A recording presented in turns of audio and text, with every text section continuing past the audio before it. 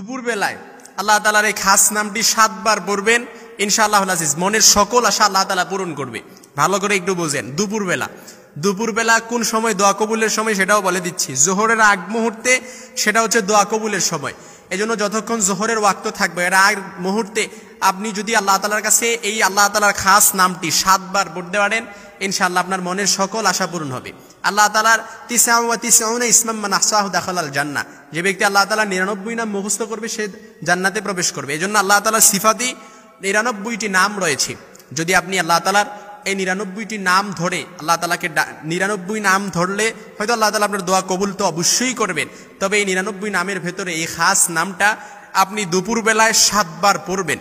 7 বার পড়তে পারলে ইনশাআল্লাহুল আজিজ আল্লাহ তাআলা আপনার দোয়াটা কবুল করবে। রব্বুল আলামিন সূরাতুল আরাফে খুব সুন্দরভাবে বলেন, ওয়ালিল্লাহিল আসমাউল হুসনা ফাদউহু বিহা। আল্লাহ বলেন, বান্দা আমার কিছু সুন্দর নাম রয়েছে, তোমরা সেই সুন্দর নাম আমাকে ডাকো, আমি তোমাদের আশা পূরণ করব। ফাদউহু বিহা। আবার রব্বুল আলামিন অপর আয়াতে বলেছেন, উদউনি আস্তাজিব লাকুম। বান্দা যদি আমাকে ডাকতে পারো, যদি ডাকার মতো ডাকতে পারো, চাওয়ার মতো চাইতে পারো, আস্তাজিব লাকুম, আমি তোমাদের চাওয়া পূরণ করে দিব। সুবহানাল্লাহ বাড়িতে যায় বললেন।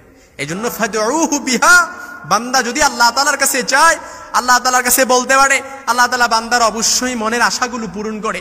কারণ বান্দা যখন আল্লাহর স্মরণ করবে, আলা বিযিক্রিল্লাহি তাতমাইন্নুল কুলুব, শুধুমাত্র দুনিয়ার কোনো কিছু আপনার অন্তরকে প্রশান্তি দিতে পারে না, দুনিয়ার কোনো কিছু আপনার মনের ভেতরে শান্তি আনি দিতে পারে না, শুধুমাত্র আলা বিযিক্রিল্লাহি তাতমাইন্নুল কুলুব, শুধুমাত্র আল্লাহর স্মরণই মনের ভেতর প্রশান্তি আসে, আপনার অন্তরটা প্রশান্ত হয়ে যায়, আপনার অন্তরটা একেবারেই আপনার চিত্ত প্রশান্ত হয় বলা যেতে পারে।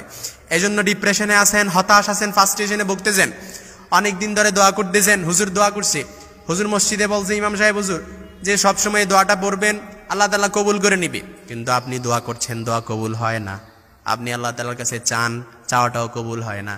এজন্য কিছু কিছু সময় আছে, ওই সময় যদি বান্দা আল্লাহর কাছে চাইতে পারে, আল্লাহ তাআলা বান্দাকে ফিরিয়ে দেয় না। জাস্ট দুপুরবেলা জোহরের আগ মুহূর্তের সময়। আমি আবারও বলছি কিভাবে আমলটা করবেন, আমি খুব সুন্দরভাবে আপনাদেরকে বুঝাই দিচ্ছি, জাস্ট আমার দিকে একটু অ্যাটাচমেন্ট বাড়ান।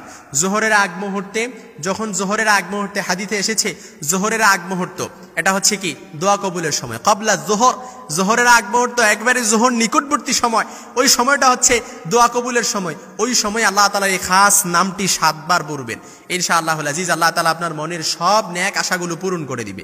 হারাম বাদে যত হালাল আশাগুলো আছে আল্লাহ তাআলা কবুল করে নেবেন, আল্লাহ তাআলা আপনার পূরণ করে নেবে। আল্লাহ তাআলাই বলেছেন, ওয়ালিল্লাহিল আসমাউল হুসনা ফাদউহু বিহা। বান্দা তোমরা আমার সুন্দর সুন্দর নামগুলো দিয়ে ধরে যদি ডাকতে পারো, ফাদউহু বিহা, আমি তোমাদের সেই ডাকে সাড়া দিব। আস্তাজিব লাকুম, উদউনি আস্তাজিব লাকুম, তোমরা যদি আমাকে ডাকো আমি তোমাদের ডাকে সাড়া দিব। এজন্য বান্দা যখন আল্লাহ তাআলার কাছে চায়, আল্লাহ তাআলা বান্দার চাওয়াগুলো পূরণ করেন। বান্দা যখন আল্লাহ তাআলার কাছে বলে, আল্লাহ তাআলা তার সেই আশাগুলো পূরণ করে দেয়। এই জন্য দুপুরবেলা আল্লাহ তাআলার খাস নামটি কিভাবে পড়বেন, এটা করার জন্য প্রথমে আপনাকে ওযু করা লাগবে। সুন্দর করে ওযু করবেন, যেভাবে আল্লাহ তাআলা আপনাকে শিক্ষা দিয়েছেন, ওযুর শিক্ষা দিয়েছেন, সেভাবে সুন্দর করে ওযু করে আমরা কয়েকবার দুরূদ শরীফ পড়ব। নির্দিষ্ট সংখ্যক বলা যেতে পারে, আপনি 3 বার পড়তে পারেন কিংবা এর বেশি সংখ্যকও পড়তে পারেন। এর আগে 3 বার দুরূদ শরীফ পড়লে 3 বার পড়বেন এবং দোয়াটি পড়ার পর আবার 3 বার দুরূদ শরীফ পড়বেন। কারণ যেই মুনাজাতের মধ্যে রাসূল সাল্লাল্লাহু আলাইহি সাল্লামের প্রতি দুরূদ পড়া হয় না, ওই মুনাজাতটা আল্লাহ তাআলা কখনো কবুল করে না। এজন্য যখনই কোনো মুনাজাত করবেন আল্লাহ তাআলার কাছে এই মুনাজাতের আগে রাসূল সাল্লাল্লাহু আলাইহি সাল্লামের প্রতি দুরূদ পড়বেন। কারণ যেই মুনাজাতে রাসূলের প্রতি দুরূদ পড়া হয় না, মাহজুবুন মুআল্লাকুন বাইনাস সামাই ওয়াল আরদ, আকাশ আর জমিনের মাঝে এই দোয়াটা পেন্ডিং অবস্থায় থাকে, ঝুলন্ত অবস্থায় থাকে।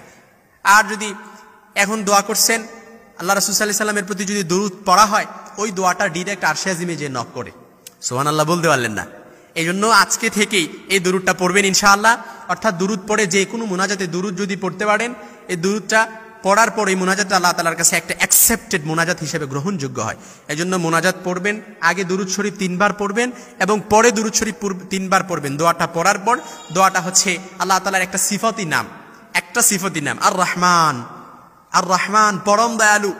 আপনি আল্লাহ তাআলার কাছে বলতেছেন আর রহমান, 7 বার যখন দোয়া কবুলের সময় বলবেন, আল্লাহ আপনি পরম দয়ালু, আপনি পরম দয়ালু আল্লাহ, আপনি ছাড়া আমি আর কারো কাছে মাথা ঠোকাই না, আপনি ছাড়া আমি আর কারো প্রতি মুখাপেক্ষী নাই, দুনিয়ার সবার প্রতি আশা ছেড়ে দিয়েছেন, সবার কাছ থেকে সহযোগিতা পাওয়ার আশা ছেড়ে দিয়েছেন, কিন্তু আল্লাহর দরবারে যেই যদি আল্লাহ তাআলার কাছে ইয়াকিন আর ইখলাস আর ইস্তেআনাতের সাথে পরিপূর্ণ আস্থার বিশ্বাস রেখে, ওয়া মাইয়া তাওয়াক্কাল আলাল্লাহি ফাহুয়া হাসবু, যে ব্যক্তি আল্লাহর প্রতি পরিপূর্ণ বিশ্বাস রাখে, ফাহুয়া হাসবু, আল্লাহ তাআলা তার উদ্দেশ্যগুলো পূরণ করেন, আল্লাহ তাআলা তার মনের আশাগুলো পূরণ করে দেয়। ইন্নাল্লাহা বালিগু আমরি, অবশ্যই আল্লাহ তাআলা তার উদ্দেশ্য পূরণ করে। এজন্য দুপুর বেলায় দোয়া কবুলের মুহূর্তে, ক্বাবলা যোহরের আগ মুহূর্তে আপনি আল্লাহ তাআলার কাছে ভালোভাবে উযু করে আপনি তারপর কয়েকবার ইস্তেগফার পড়বেন, তারপর 3 বার দুরূদ শরীফ পড়েন, 10 বার দুরূদ শরীফ পড়বেন। দুরূদ শরীফ পড়ার পর আপনি বলবেন আর রহমান আর রহমান, কিংবা ইয়া রহমান, এভাবে 7 বার পড়বেন। 7 বার পড়ার পর আপনি আবার দুরূদ শরীফ 3 বার পড়ে আল্লাহ তাআলার কাছে আবার মুনাজাত করবেন। মুনাজাতে বলবেন আল্লাহুম্মা গফিরনি, আল্লাহ আপনি আমাকে ক্ষমা করে দেন। আল্লাহুম্মা রযুকনি, আয় আল্লাহ আপনি আমাকে রিজিকের ব্যবস্থা করে দেন। আল্লাহুম্মা হদিনি, আয় আল্লাহ আপনি আমাকে হেদায়েতের ব্যবস্থা করে দেন। আল্লাহুম্মা আফিনি, আয় আল্লাহ আপনি আমাকে সুস্থতার নেয়ামত দান করেন। এমনি ভাবে যখনই আল্লাহ তাআলার কাছে বললেন, আরবিতে না পারলে বাংলায় বলেন, আল্লাহ আপনি আমার রিজিকের ব্যবস্থা করে দেন, ব্যবস্থা হয়ে যাবে। আল্লাহ মনের আশা পূরণ করে দেন, মনের আশা পূরণ হয়ে যাবে।